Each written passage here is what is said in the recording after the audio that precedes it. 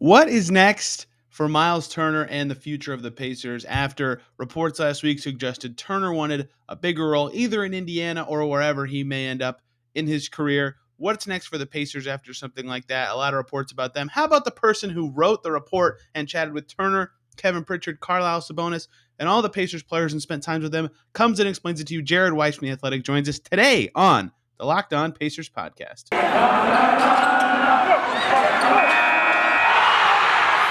You are Locked On Pacers, your daily Indiana Pacers podcast, part of the Locked On Podcast Network, your team every day.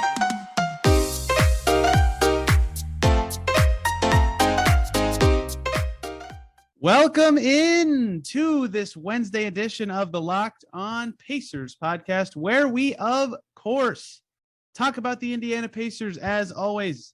My name's Tony East. I cover the team for Forbes and the West Side Community News. And today, boy, oh boy, do we have a fun one. We are talking about Myles Turner, specifically his interview on the record with the Athletic's Jared Weiss about his future, the future of the Pacers, or the future of the Pacers as told by Rick Carlisle and Kevin Pritchard, where this team is headed. Lots to get to, and no better person to join me to talk about an article written by Jared Weiss than Jared Weiss himself.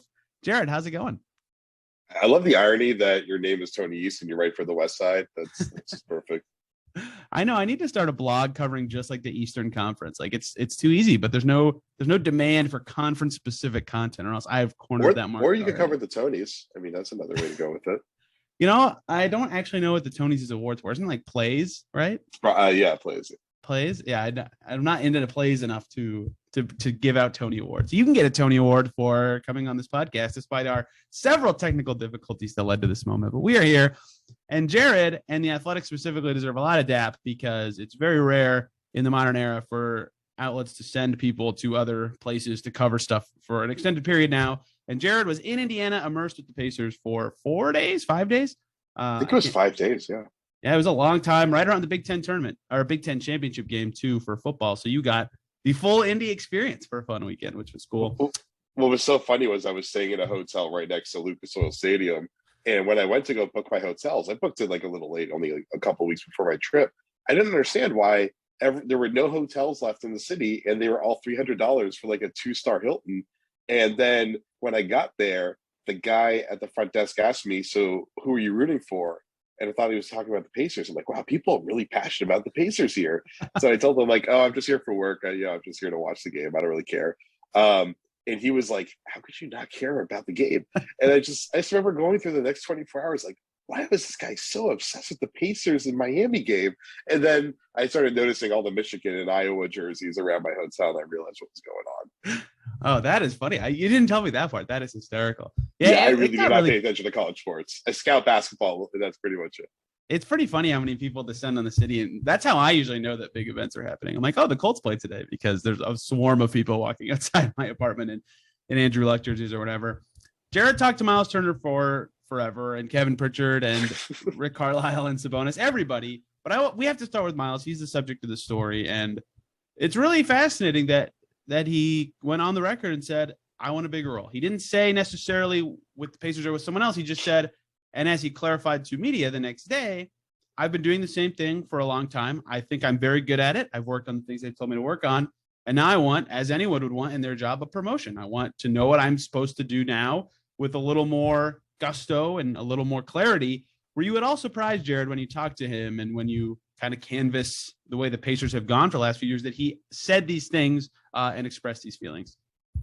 Honestly, the part that surprised me was at the presser when I'm sorry, I forgot the Indy Star reporter's name. I didn't get a chance to actually meet him in person, but he asked about my story, and Myles was like, well, don't you guys want to be senior writers too one day? And I was like, wow, Myles is pulling out the J school knowledge here. He really did his research on this one. But Myles is a really smart dude. He's a really fascinating guy. There's a lot of, I know there was this whole push over the last few years to recognize NBA players as more than just athletes and stuff like that.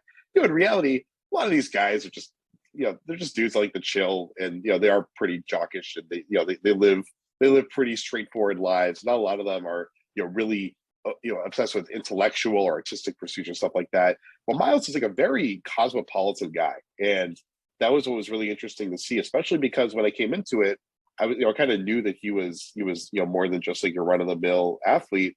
And I kind of thought when I would get to Indiana, I would get this sense of, maybe like his more worldly aesthetics and desires wouldn't mesh with a place like Indianapolis, which isn't exactly the most vibrant NBA city in the country when it comes to culture and all that kind of stuff. Although it's getting to spend time in India, in India, I definitely got to see a lot of that stuff and appreciate a lot of it.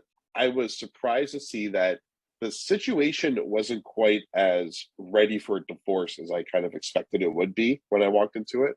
And I do think that Myles's thing was just that, like, it's time for something to change for him. Like he's shown himself enough that he wants a team, ideally the Pacers. I think that was pretty clear. Ideally the Pacers, to really lean into giving him the opportunity to do the things that he does a lot throughout the game, as opposed to just like getting to pick his spots. And the thing is that obviously sitting down with Carlisle and Pritchard and trying to hear the other side to that story, they were saying like, well, yeah, like we'd love for him to do that, but we've got a bunch of other guys out there that also are kind of in the same boat, and we need to balance that. And Myles, I think what's tricky for Myles is that Myles is in a growth phase right now in his offensive game. So he's in this weird place where he I think his offensive development right now is maybe more in like the just coming off of a rookie contract phase than it is for most guys that are in the seventh year of his career, because he had to kind of shift roles halfway through his career.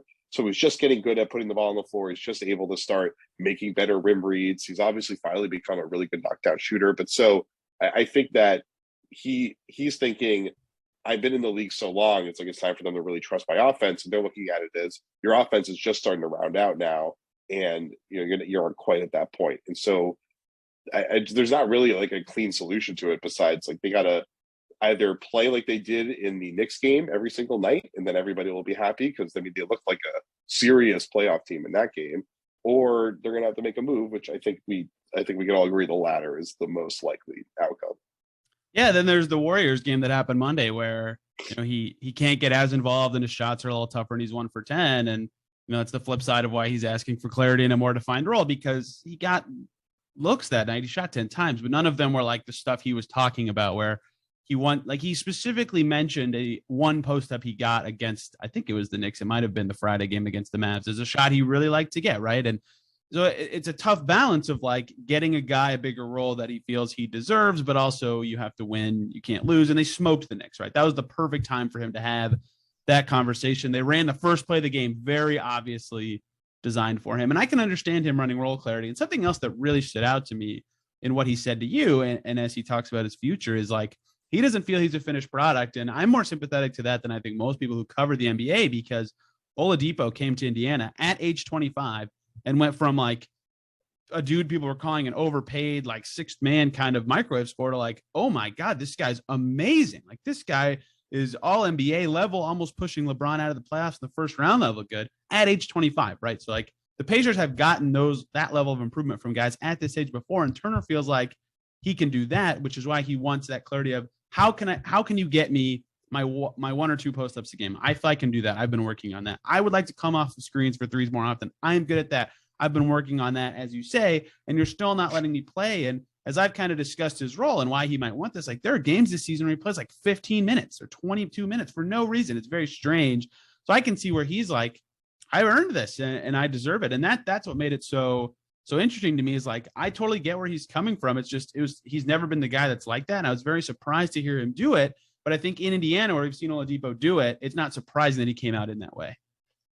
I think this goes back to, I forget exactly which offseason this was, but a few years back, the team sent him to work with Kevin McHale during the offseason. I'm not sure if that's already out there. I'm sure it probably is from a few years back. But so he spent the summer working with McHale on his post-up game, and then he told me that he got back to the team, had a training camp, and they were like, we need you to be a floor spacer. And he was like, what the hell? I just spent the whole offseason working on being a great post-up player, and now you want me to learn a new role as the season is starting? And that's when he really struggled, because he had to basically become a shooting guard all of a sudden after spending the whole season working as a center.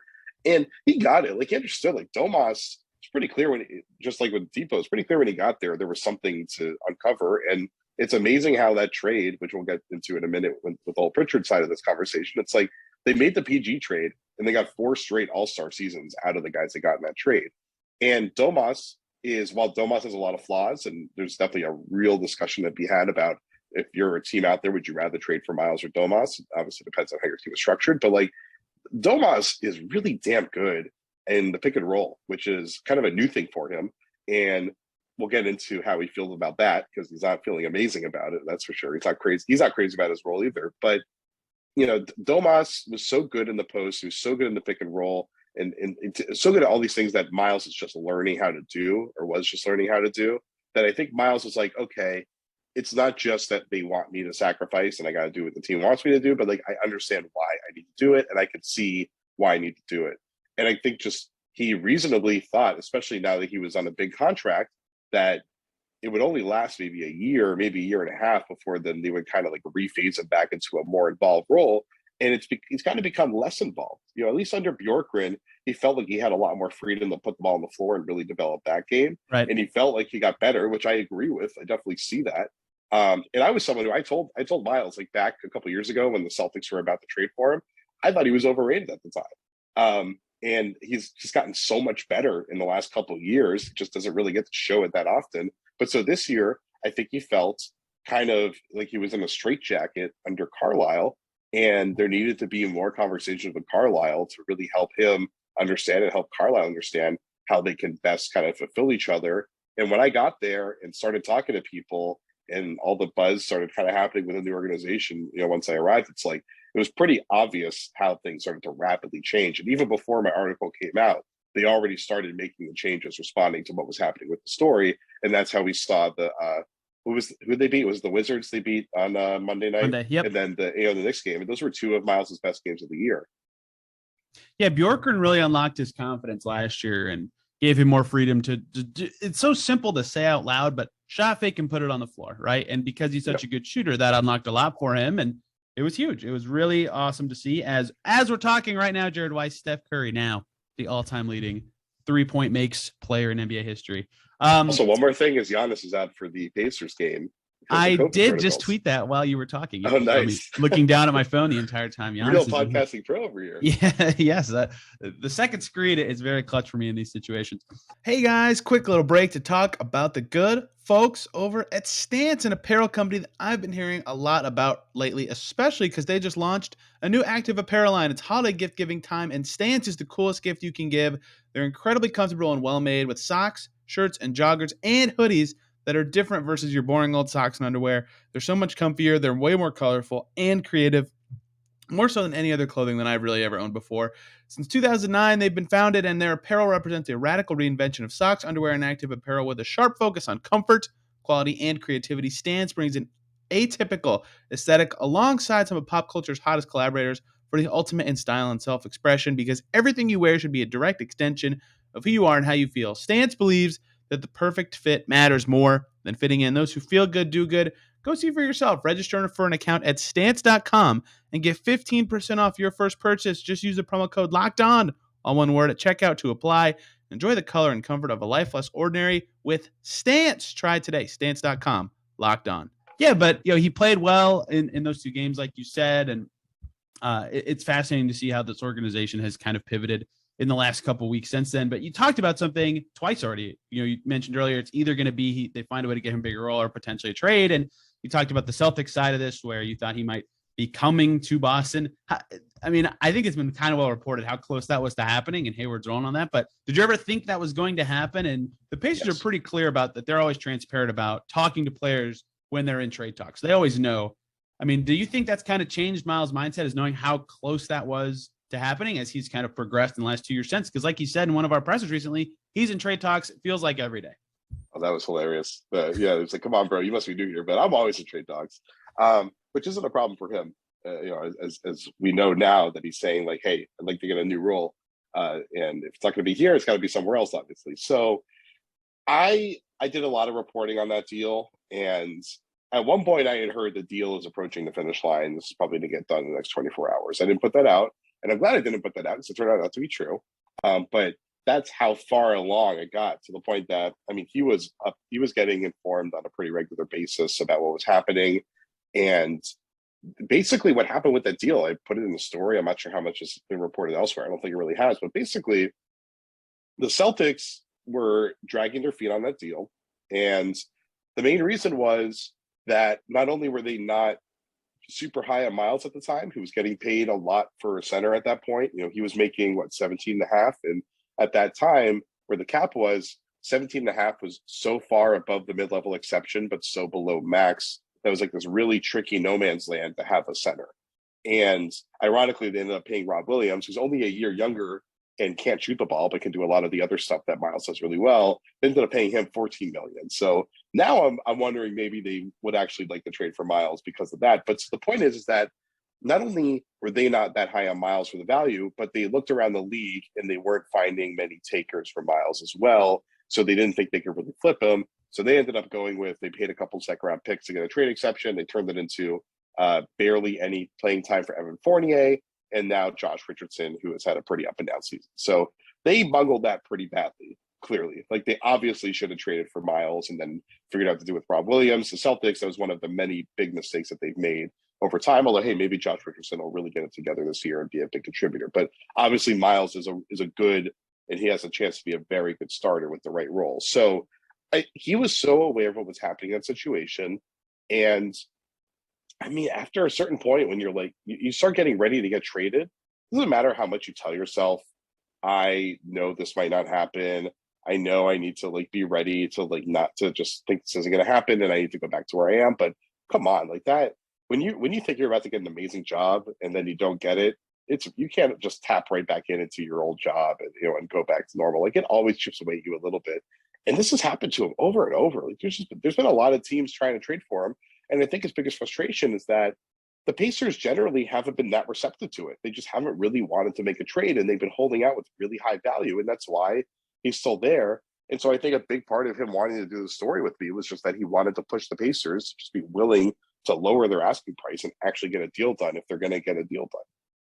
Yeah, I understand how that can be tough for him mentally too. It's like every year there's a 5 to 6 team list of teams that are not like yeah, Myles would be a good fit interest level. Like, we're making the calls and trying to have this guy. Like Charlotte, every year it felt like for a while it was like, hey, please. It never really materialized. But that cannot be easy, like you said, when you think that could happen. And it's good that the Pacers are transparent about all this stuff. Every player has talked about how nice that is in a league where drop of a hat you can change teams and contracts don't really mean a ton. It's just how nice it is to have that transparency. But when you get the transparency more than once and yet you're still not on the move, it has to be tough from a mindset perspective, especially when you have that summer where, Nate McMillan tells you and the org tells you to post up and work on your interior game. And then you get to camp and they're like, see that corner over there? Go stand there for the next 50 minutes or so. And we'll figure out your role from there. So certainly some unlocking has been done since then. And his career has been crazy, but I cannot fault him at all for thinking that he wants a big role. And I can't also fault the Pacers for saying, we're not so sure about that. We've had you for 7 years and we don't know that that's the best thing. So it's going to be an interesting kind of push and pull from them. And, you mentioned trades. We'll get to that in a moment. But as you talk to Carlisle and Pritchard about Myles and about the direction of the Pacers in general, because again, there was a lot of stuff going on at the same time while you were here. What did you kind of get the sense that they kind of felt about the direction of the Pacers? Because the word rebuild was used in this meeting with the leaders was thrown around, but the history of the Pacers franchise suggests that rebuild is the wrong word, and maybe they'll retool. Carlisle's not a coach who would love a teardown or anything like that. Like, what kind of vibe and feeling did you get from those two decision makers and leaders in the organization about where this team might be headed? I would say the first thing is don't rule out Carlisle being on board for a rebuild. I don't think they're ever going to be in a situation where they're going to clear the deck and try to win the lottery. I don't think that's ever going to be their MO. And Pritchard basically said that on the record. I mean, he explained the rationale of the PG trade about how they wanted to get good young players instead of draft picks. And it's a pretty clear intimation that if they're going to do this again, that's how they're going to do it. And, he said that stuff about how, we need to figure out how to manufacture a star. And, maybe we have that in the building, but we can't go to free agency. So we got to make a trade like that if we're going to do it. And then he issued an apology that I really didn't think he needed to do, honestly. My read on that was that I think Domas was pretty pissed when he heard that Pritchard said that, and Domas is like, well, I just made 2 straight all-star teams. So even if people can disagree on whether or not I'm a star, I am an all-star, so I am a star. And Pritchard's point, and Pritchard, I think, said he regretted using the word star, which I get it because there clearly was blowback, but I thought his quote was pretty fine, honestly. But I think his point is whether they can have someone that they can build an actual 50 win team around, and that obviously hasn't been the case at all. And so Domas may be an all-star, and we'll see if he makes it this year, but they've been going downhill ever since the PG trade, or I guess ever since that first round against Cleveland. It's been getting slowly worse and worse results wise. And it's funny because you watch this team this year, and I actually really like what Carlisle is doing in theory. I like how he's trying to get Domas on the move more. Obviously, it's a problem when Domas rolls and then he flares out to the corner, and then the team lets him shoot the 3, and that's not working because Domas isn't ready to be a shooter yet. So they have to figure that out. But I do like the idea that they're not clogging up the lane with Domas anymore, because I thought that was never going to work, unless Domas is going to be a Jokic level player. Jokic and Embiid are the only players in the league that can pull that off. I do like. I like that Pritchard. I think what he was trying to say with this is basically we are not blowing this up right now, but we gotta. If this isn't working by February, then obviously we need to make a decision here.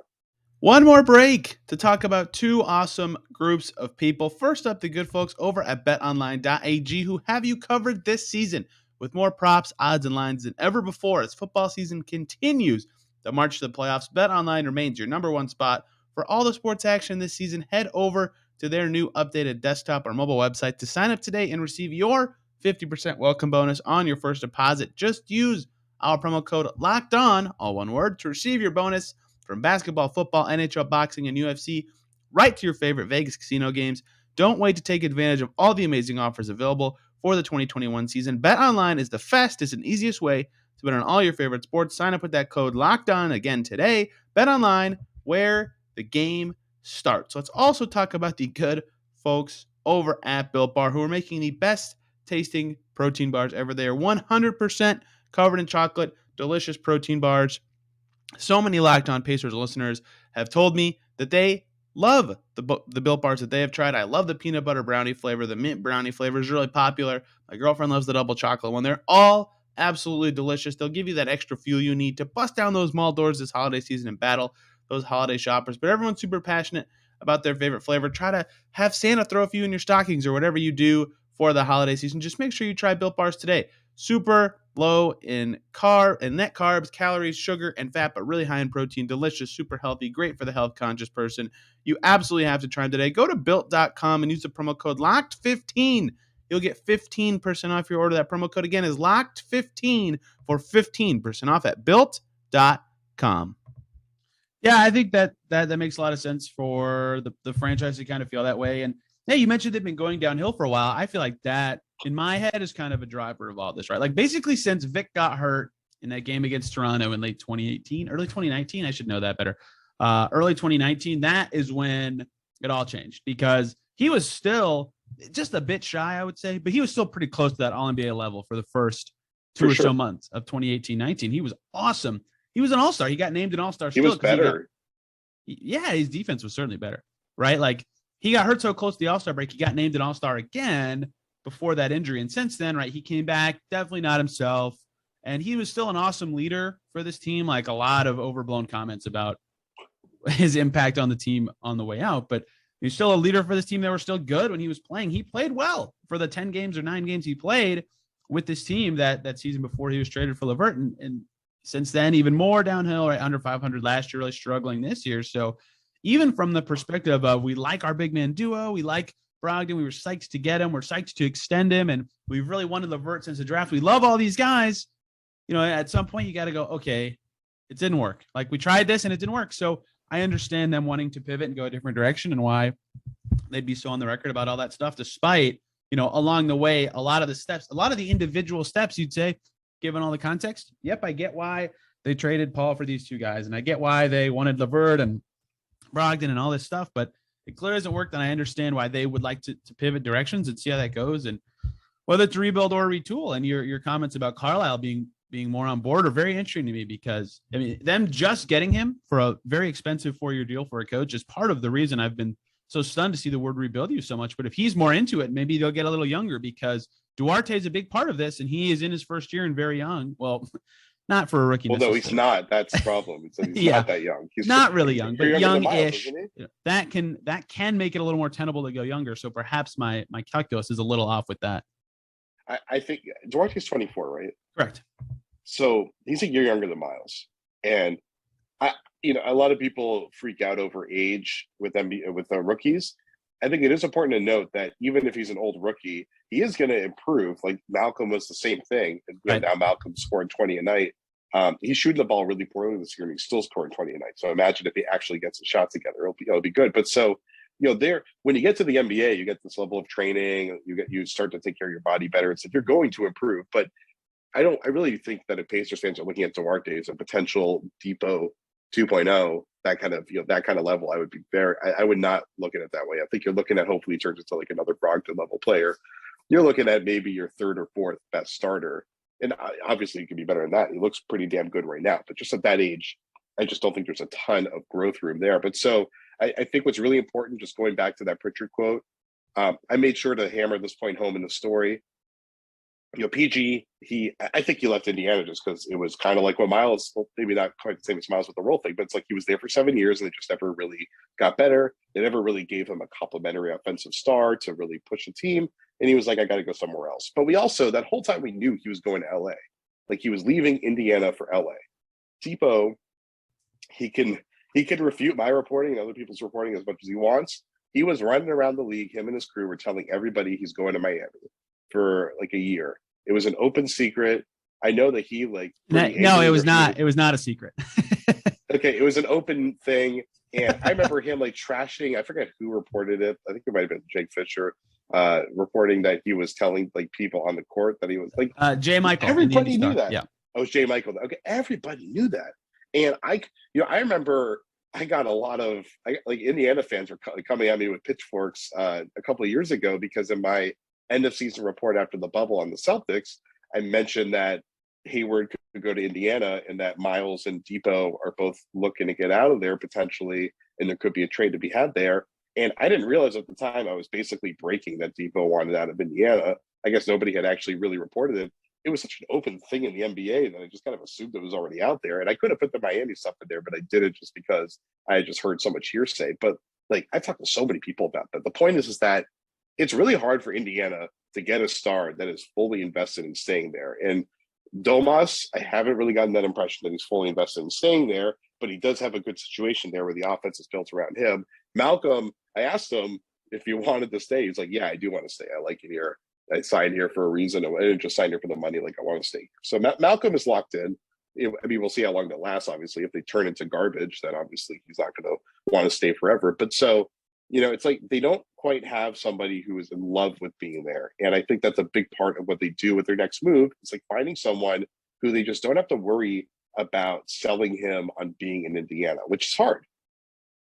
Extremely hard. And bowing to stars is the NBA these days. Maybe they'll have to do something similar with whatever their next guy is, because especially in the market they're in, it's so difficult to have a guy fully committed. Like it seems like LeVert, despite him being in, rumors abound, and not being at the level of a guy you're talking about, but it seems like he likes Indiana. TJ Warren has been reported many times to be a fan of Indiana, and David West and him are tight, and West had a good relationship with the Pacers when he was here too, right? So they have it's possible to find guys, just not necessarily the guys, or like the top level guys. So makes sense. I would say I would not buy a Karis LeVert jersey right now. Locked On Spurs did a segment called "Should I Buy This Guy's Jersey?" which was a hilarious way to talk about trades. I might have to steal that.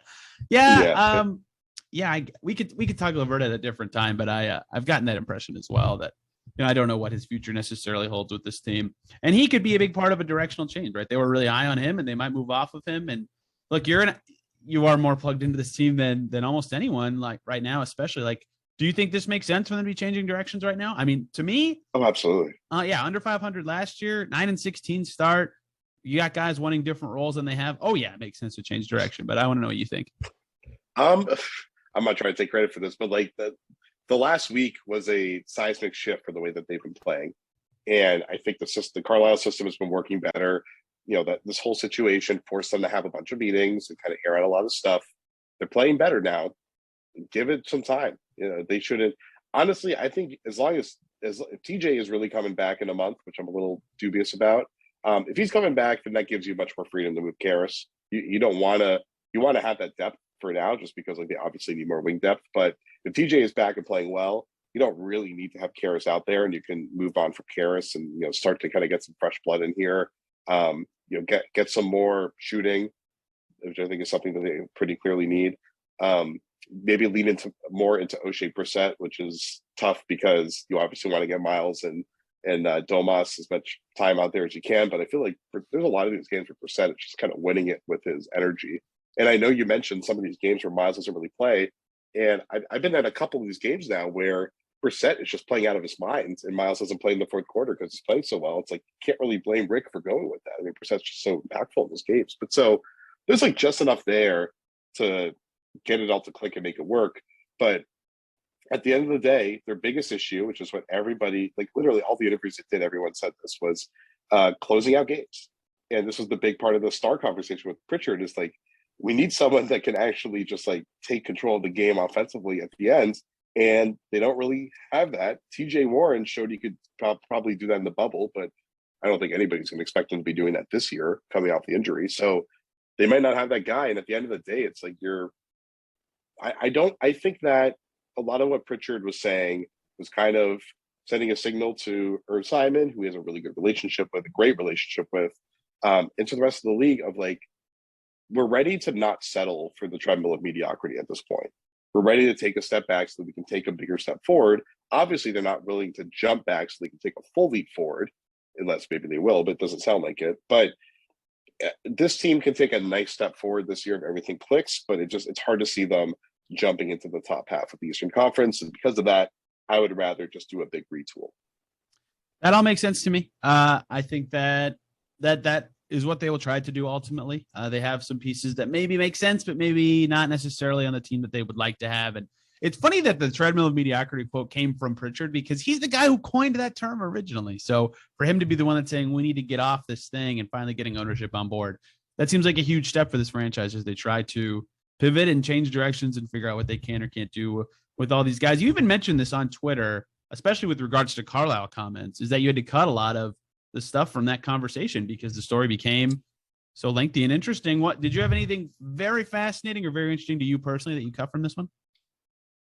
Yeah, I mean, so much of the conversation with Rick was just about most of us made the piece just about how they've been instructing Myles to play, how they want him to keep this role simple. I think it was really interesting to read the subtext of what he was saying in real time, where he was saying things like, we want Myles to keep things simple. And that's a very nice code way of being like, stop trying to push your role because we don't want you to turn the ball over. Like, I'm always a fan of like, let these guys push their skill sets at the expense of turning the ball over so they can actually get better, especially early in the year when you're like trying to get these guys to ramp up their capability. But so I cut a lot of stuff about just like his theory on shooting mechanics and stuff like that, because he was working with Domas on his shooting. Had some really interesting stuff about how he wants people to be rhythm shooters and how, Myles is a very stationary shooter, where when he shoots the ball, he doesn't have a huge sway like a lot of smaller guards will have, where they want to move their body forward as they jump so that they can build momentum. And Domas was kind of working on being that kind of shooter. And I was asking him, like, Domas is 6'11". Like, don't you want him to be a little bit more stable because he's so big? He can just kind of stay as still as possible and just let his wrist flick and his elbow flick do the rest. And he was talking about how it's like, this is a rhythm league and he wants these guys to be ready to step in and transition and go right to a shot and stuff like that. So I just thought it was really interesting to kind of understand his thinking on how he's trying to turn Domas into a shooter. I think the very first practice after you left, I saw Rick and Domas working together on shooting mechanics under a basket. Yeah, they were doing that while I was there too. Yeah. Okay, yeah. I wasn't sure. You were there for that one. That might have been the last one you were there for. Yeah, that's the one where everything blew up. That's right. I forgot about that. Oh, that was a fun week. That is interesting. And I think that's something about him that I've always thought is interesting, is if he puts you in the game, he trusts you to shoot. like from anywhere, which is very interesting for a team that like, especially McMillan kind of broke brains of fans to an extent, but like, that hasn't really had shooters or like hasn't let Domas or McConnell or some of these other guys shoot as much. And now this year he's like, yeah, if you're in and you're open, take it. That's an unusual philosophy shift for this team. And I think it's good. I also think it means that in any deals they do make, maybe they'll target a little more shooting than they have because they're in the bottom 10 in the league in shooting percentage. But that has been a fascinating pivot from this franchise. And I like a lot of the stuff Carlisle says about coaching. So I mean, he's a professional coach. I obviously trust him to do stuff, but just the way I think about basketball, I think he also kind of implements into the game. So it's been fascinating to see how that has actually affected this team and specific players like that. Last thing here, we'll go back to Myles because he could ultimately get dealt this year. And even beyond your reporting and his thoughts on his role, contractually, 1.5 years left. Next year becomes an expiring deal. That value goes down quite a bit. You don't have him for an offseason in your system. What do you feel like is a good fit for him? This could be the year that finally the big man duo in Indiana gets broken up. Do you sense any teams that make a lot of sense for Turner this year? A lot. I mean, that's what's great for him is like there's so many teams out there. And that's the funny thing is I think when I went on the ESPN radio there or whatever, they were asking me like who has more trade value. And I was like, well, obviously Domas is the all-star and he's a really good offensive player. So you would think that's him. But I think the market is more robust for Myles because he fits in so many places because most places don't really want to run their offense through their big man. And because Domas's defense has ever been that good as a 5, and I guess he's made some strides, but there's a lot of things in between. Like, a few people talked to me about how they want him to communicate more and things of that nature. We obviously saw in the Miami game when him and Karras screwed up a coverage at the end of the game and they kind of got into it, like, where they said, we're brothers, we fight, we love each other, all that stuff. Like, okay, sure. So, Myles, with his pick and roll defense, his ability to defend in space, which has gotten a lot better, and just the fact that you can pick and pop and pick and roll with him, and he's really good at both. I think he can get a lot better as a roll man, but he doesn't get a ton of reps as a roll man, so there's still a ton more room for him. But obviously, he's shown his pick and pop skills are great. Almost every team in the NBA could use him. There's very few teams in the NBA that couldn't use him. There's like 4 teams with all NBA centers that obviously don't need him. I had Chicago come up a lot with him, which is fascinating because they have an all-star center. They have another, Wow. Vucevic, I feel like is in a similar place to Domas in the league where he's like really good, but not that good defensively. But he at least is a knocked out 3-point shooter. So I kind of didn't really see that, but I had them brought up a lot of times to me. And a few people have floated the idea of trading Patrick Williams, which would be like them going all in. And I assume Kevin Pritchard would drive Myles to the airport at that point. I mean, you're getting assuming Patrick Williams' health isn't a long-term red flag, that's like an obvious trade to do. I mean, Patrick Williams is a huge talent. But so Charlotte is still very much in play. You cannot. Jared, you and I will be dead for 10 years and Charlotte will still be wanting to trade for Myles Turner. Listen, man, like the Hayward for Turner and Karras or whoever else deal, like that is always going to be a possibility. I think Hayward is pretty satisfied with the way things are going in Charlotte, but Charlotte seems to be a lot better when Hayward is really running point, and obviously they have LaMelo, so they have to give LaMelo that role when he's out there. If you bring him to Indiana, I mean, he's going to be your point guard, and Brogdon's going to be your 2 around him offensively. It's like that's really the way Hayward is playing right now. I mean, that could be really great. So I could totally see them wanting to do that. I think Hayward, I think, has a 50% trade kicker, so that's kind of almost a no trade clause in a lot of places. I think he would be more than happy to waive that if it was to go to Indiana. Otherwise, I think he'd rather stay in Charlotte, but obviously he loves home. So that's always a possibility. The Lakers are certainly probably going to try to trade for Myles again. They tried last year, it didn't work out. I think they're going to try again this year. He's such an obvious need for them. And I mean, they're stuck with Russ, I assume. So they're going to have to hope that Russ does this thing where he gets it together in February and starts playing like an all-star. But if he doesn't, they're screwed. It's like they're barely a playoff team, and Myles would fix so much of their problems. Then, I mean, Boston's a pretty obvious candidate to make some pretty significant moves. I can't really tell who between Myles and Domas they would rather have. I feel like there's a really compelling cases for both those guys for them. And obviously they have Rob Williams, so they can't bring in Myles and keep Rob Williams. That would be too redundant. Trying to think who else there is. There are definitely a few other teams. I mean, Dallas is an obvious one. Dallas fans badly want him. Let's not do that to Myles. That's not fair. But yeah, obviously the Kings, although I really like Rashawn Holmes. And then who am I forgetting? Oh, the Knicks. The Knicks are a very strong candidate to go for him. They have a pretty comparable like for like trade partner with Mitchell Robinson. I don't know how you play Mitchell Robinson and Domas Sabonis on the same court, so I think you only make that trade if you're planning on re-signing Robinson for one because he's a free agent, and then you're planning on trading Domas in the offseason. It doesn't really make sense to do it that way. But if they could get Obi Toppin or Emmanuel quickly, but they have Malcolm Brogdon, so I'd rather have Obi Toppin most likely. That's a very, very possible trade right there. And I do think there's a lot of mutual interest between Turner's camp and the Knicks, and probably the Pacers and the Knicks too. Nothing like the team with the oldest rookie trading for a 23-year-old sophomore to really, really grease the wheels. Yeah, those all make sense to me. And the value thing is fascinating because I've kind of long compared Domas's trade value to Vucevic's from last year, but I don't know if it is even possible to compare it that way because of Vucevic's shooting makes him a little more of a fit with any team in the way that Domas might not be. But yeah, it could be like if Turner has a ton of demand, but is a little bit worse of a player, and Sabonis is better, but has less demand. Like, how does that shake out their values? I've yet to see, and it's going to be interesting because I can see a way where the Pacers say they don't necessarily pick one, and they just say whatever we feel like we can get more from, that's the direction we'll go. And maybe they don't. That's what every single person has told me. That's exactly it. I kind of get the vibe that is something they will consider. So that could be a fascinating way to determine how their season and their direction really changes. Is how they consider those kind of offers. So Jared, thank you so much for the time. I asked you more questions than I told you I would. Where can people follow you and all your work if they haven't already read the story that we've referenced for the last whole time we've been talking, basically?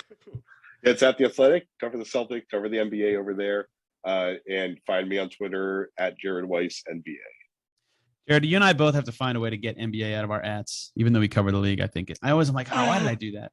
I shouldn't. I think I'm going to keep it there. No, I did it because nobody would give a crap who I was when I was like just coming out of college. But now there's I think it's like a saxophonist named Jared Weiss. So I can't top that.